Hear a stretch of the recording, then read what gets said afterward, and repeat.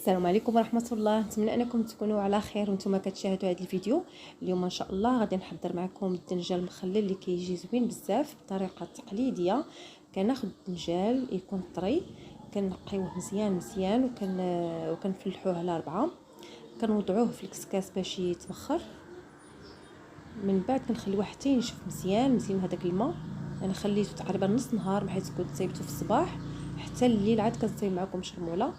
خديت واحد الكميه ديال المعدنوس، يعني كميه مهمه، 3 ديال الفصوص ديال الثومه، غير المعدنوس ما كاينش القزبر، معلقه كبيره ديال التحميره، نص معلقه ديال الكمون، الهريسه حسب الذوق، 4 كاس ديال الحامض، معلقه كبيره ديال الخل. بالنسبه للخل والحامض على حسب نتوما، يعني نسبه الحموضه اللي كتبغيو، يعني حركوا وذوقوا. وكنضيفوا زيت الزيتون، هنايا عندي كاس لارب ديال زيت الزيتون. كنوضعوا هادشي كله فوق البوطه حتى تشحر لينا مزيان مزيان هاد الشرموله، يعني حتى تشموا هذيك الرائحه ديال الثومه واللون ديال الشرموله تبدل. صافي كيف كتشوفوا هي هذه.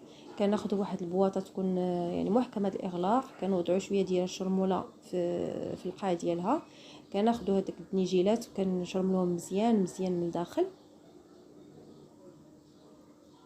صافي وكنقفلوا على البواطه وكنخليوها يعني حتى الغد ليه، ولا هو كل ما طالت شرموله في الدنجال كيجي بنين، يعني كيتبنى بهذيك شرموله. صافي كنوضعوها في الثلاجه.